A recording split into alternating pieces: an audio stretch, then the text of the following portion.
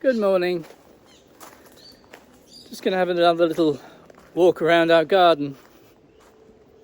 We have a few little reminders written here and there just to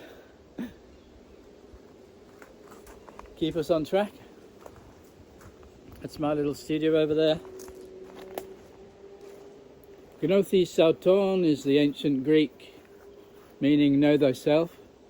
And there's a little sign above my door saying gone fishing. Who's gone fishing, I wonder? This is our dam. Very empty at the moment because it's been pretty dry. A couple of benches for sitting on. We use those for just sitting, watching nature. Sit down on one of them here. I've no idea what to say. Words are funny things. They seem to blip out of nowhere, just like thoughts, and disappear into the far beyond. You can see the trees, the beautiful trees up there waving in the breeze. We've got a lovely blue sky this morning. Some of our banana plants here. We get some big bunches of bananas off these in the season. And if you look down there, you can see some footpaths. Many back-breaking hours of work they were. But it keeps me young to do all this, look after this place. I feel a bit like a shepherd looking after the sheep, you know. Things need doing, you walk around. Little jobs. There's our Buddha over there. That Buddha head's been there for 20 years, sitting on the rock, hasn't moved. And when it rains, the water comes up and sometimes covers him up. He doesn't mind. It's just the one thing that doesn't change, I suppose. So as you can see, the sun is coming through the trees now. And this is an area of woodland up here that we hardly ever touch, but there's a little bench up there for sitting on, which I'll take you up to. It's one of my favourite places to sit, actually. Actually, over there we have our chickens. We just have a few chickens. We get plenty of eggs from them, which is most welcome. So here's the woodland bench. I bring my early morning cup of tea up here sometimes, just to sit and inhale the naturalness of the trees and listen to the wind rustling the leaves. These prayer flags, I like them because they're designed to just fade away, and eventually they turn into nothing and drop away, and all that's left is a piece of string.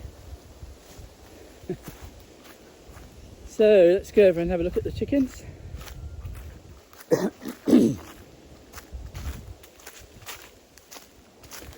There they are, 5 of Soraya's darlings. She loves them. I kind of look after them when she's not here. She's away at the moment. So in a little while I'll come up and give them some food. Walking down here, we did have a hive here with some bees, but unfortunately they all left. So at the moment we don't have any hives. But there's plenty of people around here who produce local honey. So there's plenty of honey for my tea. I'm a bit of a tea addict. There's some more of those prayer flags. And as you can see, that some of them are sort of melting back into the ether. We occasionally put new ones out, of course. So this is the main view from our place. There's my studio, Soraya's studio. And this is the veggie patch. It's a bit neglected at the moment because it's that time of the year. But when we put a bit of energy into it, it'll flourish. So Soraya and I built these steps recently. It was a bit slippery, so we decided we'd put something in that was a bit more solid. So here's a courtyard with a lemon tree. Lovely lemon tree this is. As you can see, we We hang some old malas in the tree that we pick up when we travel in India. Everybody gives you malas wherever you go, so we end up with huge piles of them. Some of them we give away, but some of them we just keep and put in our lemon tree. As you can see, we tend to write on the walls a bit. There's some interesting colours here. Anyway, I think I'll just sit down for a bit.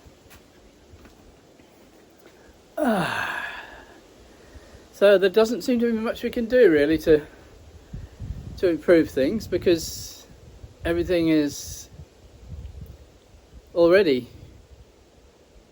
perfect, and knowing that, we make no effort to change anything. Obviously we can still do things, things need doing, you know, like putting out the rubbish, shopping, all that sort of stuff. But we can learn a lot from nature, because nature just responds to whatever happens. The wind blows, the leaves move, the tree falls, and if possible it still keeps on putting out branches even from having fallen on the ground. Every morning I come out here and there's signs of activity from snakes. We have a lot of snakes here. Oh, they don't bother us. They like to get on these benches and sit at night. I don't know what, they leave little lines that you can see where they've sat, and this morning I actually cleaned it off.